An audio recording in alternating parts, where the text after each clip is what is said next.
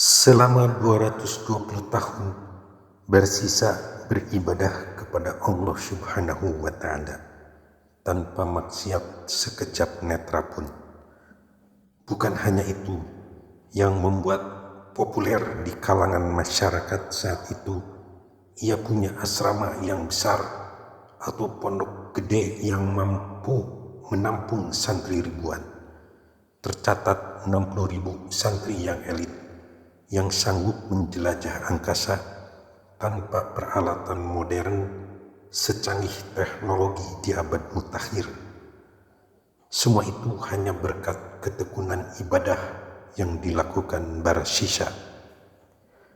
Popularitas Barsisa bukan hanya di kalangan masyarakat bumi saja, bahkan kalangan masyarakat langit, yaitu para malaikat, tertegun melihat kenyataan ibadah yang dikerjakan olehnya. Namun Allah mengingatkan dengan firman-Nya, "Kenapa kalian mudah kagum kepadanya? Sungguh aku lebih mengetahui pasti hal-hal yang tidak kalian ketahui. Sesungguhnya ia akan menjadi orang kafir, penghuni neraka sepanjang masa akibat meminum arak."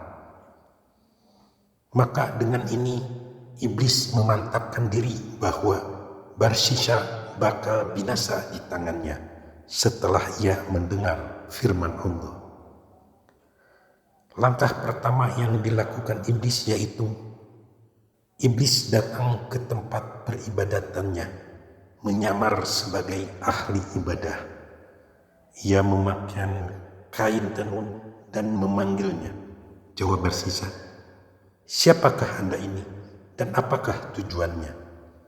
Sahut iblis, "Kenalkan, aku seorang ahli ibadah, datang dengan tujuan membantu Anda dalam beribadah kepada Allah."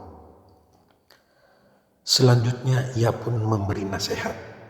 Katanya, "Siapa ingin beribadah kepada Allah, pasti Allah pun mencukupinya."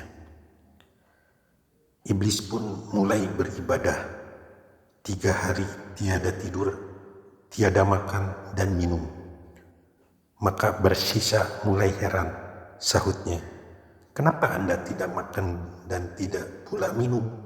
Padahal aku beribadah selama 220 tahun, tidak mampu meninggalkan makan minum.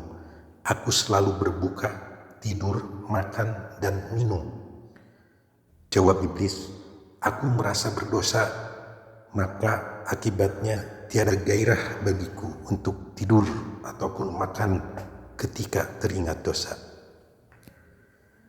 Barsisa bertanya, "Resep apakah yang Anda pakai supaya aku dapat menyamai Anda?" Jawabnya, "Mulai berangkatlah kamu bermaksiat kepada Allah, kemudian bertaubatlah kepadanya, sebab Dia pengasih. Nanti sesudah itu kamu bakal mampu membuktikan kelezatan beribadah atau halawah taat." Sahut Barsisa, "Cara apa yang harus ditempuh?" "Berzina." Sahut Barsisa, "Aku tidak dapat berbuat itu." Jawab iblis, "Membunuh seorang mukmin?" Sahut Barsisa, "Itu pun aku tidak dapat melakukannya." Jawab iblis, "Minum arak memabukkan, kelihatannya sepele, tapi Allah memusuhimu." Sahut Barsisa, "Kemana aku harus mencari?" Jawab iblis, "Pergilah ke kota Anu." Maka Barsisa pun mematuhinya, berangkat menuju kota tertentu sesuai petunjuk iblis.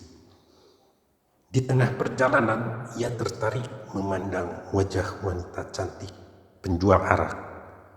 Maka ia pun membeli arak darinya, dan minumlah ia sampai mabuk. Akhirnya berzina dengan wanita tersebut.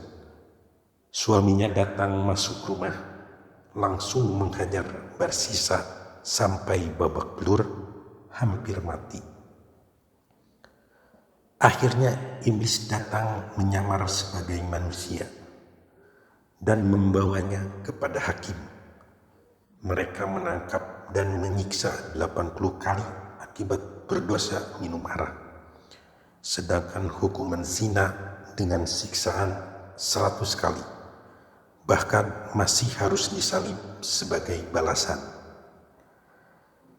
Tatkala disalib, iblis pun datang kepadanya menyamar manusia.